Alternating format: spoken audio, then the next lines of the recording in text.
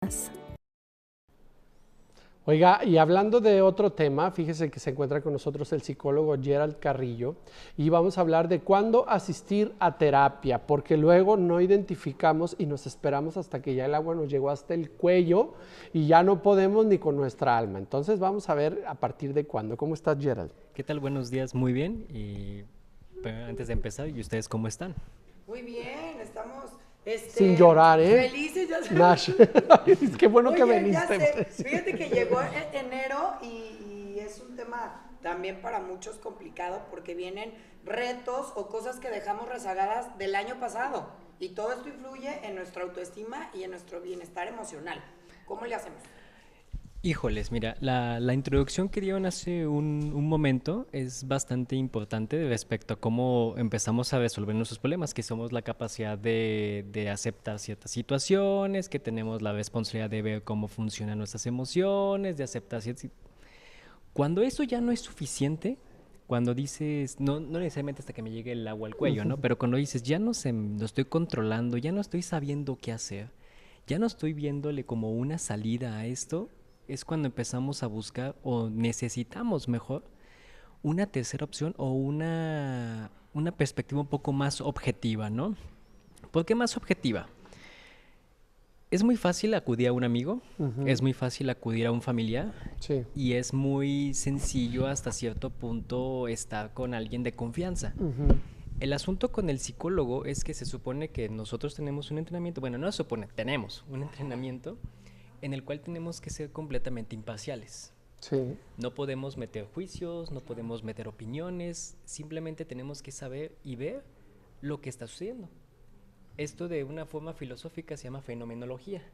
Ok. ¿Sí? Ajá. Explicándolo un poquito, la fenomenología dice que estudiamos la esencia de cómo se presenta dicho fenómeno.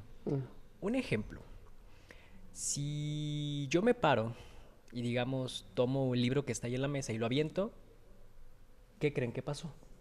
¿Estás enojado? Ok, estoy enojado. O no te gusta el libro, ¿no? O no me gusta el libro. Y si solamente nomás lo aventé, Cierto. ¿qué fue lo que hicieron ustedes dos en este momento? Según nuestra Predisponernos, manera de ver las cosas, ¿no? hacer juicio. Predisponerse, hacer un juicio según la manera de ver las cosas. Se supone que de este lado en psicología, en vez de decir, no, es que seguramente está pasando esto, ¿qué pasó? Aventó el libro. ¿Sabes por qué aventó el libro? No. Pues hay que ver qué sucedió con esta persona, hay que saber si no está pasando por algún momento complicado o difícil. Igual con nosotros mismos, ¿no? Llega un punto y un momento en donde nosotros no sabemos por qué estamos haciendo o reaccionando de dicha manera y necesitamos una vista un poquito más objetiva o clínica, mejor dicho, de que nos diga, parece ser que tu comportamiento va por este lado porque te está sucediendo esta cantidad de cosas. Es cierto, fíjate que hay que de repente entender y con esta explicación puedes romper con los juicios que hay con los psicólogos, ¿no? Entender que el trabajo de ustedes es hacer un diagnóstico conforme bases científicas, conforme bases médicas y conforme la experiencia de ver desde una perspectiva de análisis, cosa que no tenemos normalmente, no tenemos autoanálisis, menos tenemos un análisis correcto de los demás. Pues es muy, muy complejo de repente tener un autoanálisis porque también viene la parte de aceptar que algo me sucede. Totalmente. ¿Sí? Sí. Y esa parte de reconocimiento es el inicio de muchos cambios, ¿no? Ahora, todo el mundo tenemos vidas diferentes, experiencias, patrones diferentes, y es ahí cuando llegas a tomar las cosas según tu perspectiva, que tiene que ser subjetivo, ¿no? Así es. De hecho, acabas de decir algo muy importante que son las experiencias de vida, que son las perspectivas que podemos llegar a tener.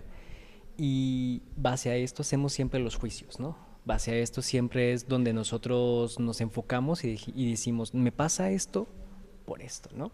Cuando la realidad es que a veces puede ser completamente diferente. Ahora, algo que comentabas muy, muy interesante, que tenemos que tener una formación médica, que tenemos que tener una formación un poquito más objetiva con respecto a lo que sucede con nosotros.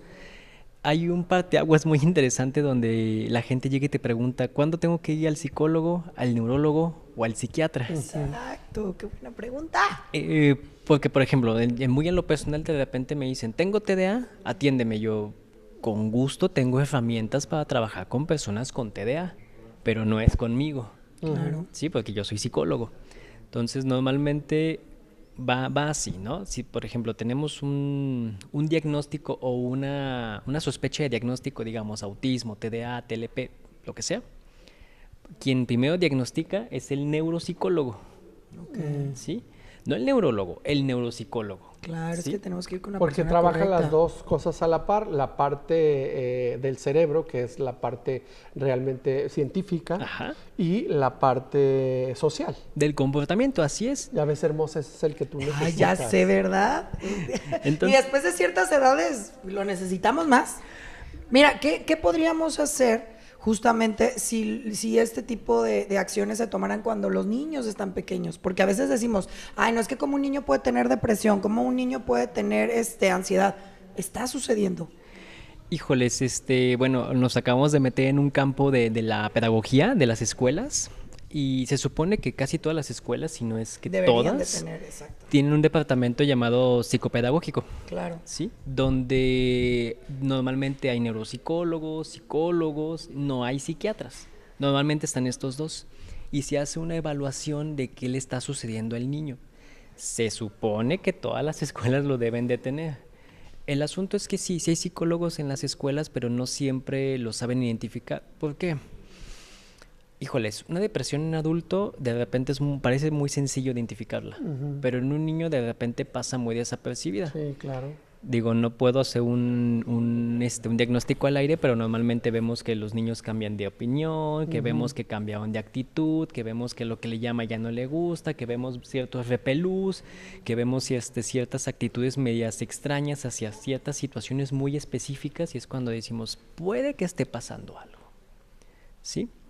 Ahora, en la parte del que me quedé hace un momento, de cuándo asistir al psiquiatra, ya que una vez tenemos nuestro diagnóstico, ya que una vez hemos identificado que no podemos con ciertos síntomas, como por ejemplo con ansiedad, que a pesar de que vamos a terapia, a pesar de que hacemos ejercicio, que a pesar de que nos alimentamos bien, no estamos pudiendo con este síntoma, con esa sensación, es cuando vamos a psiquiatría.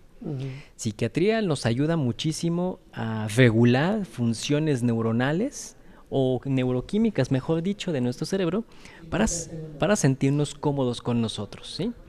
Y ya pues el psicólogo, que no es menos importante, es quien nos va a ayudar a entender nuestro entorno y nuestras situaciones alrededor de nosotros. Y nuestras acciones. Y nuestras acciones, así es, para saber cómo sobrellevar la vida diaria. Mientras llega el momento de ir con los especialistas de la salud científica, ¿cierto? Así es. Ok, te agradecemos mucho, Gerald. Nosotros estaremos muy atentos de cuándo es nuestro momento, allí en casita también, de ir al psicólogo. Vamos a un corte y regresamos. Se dé cuenta que aquí perdió esa mujer.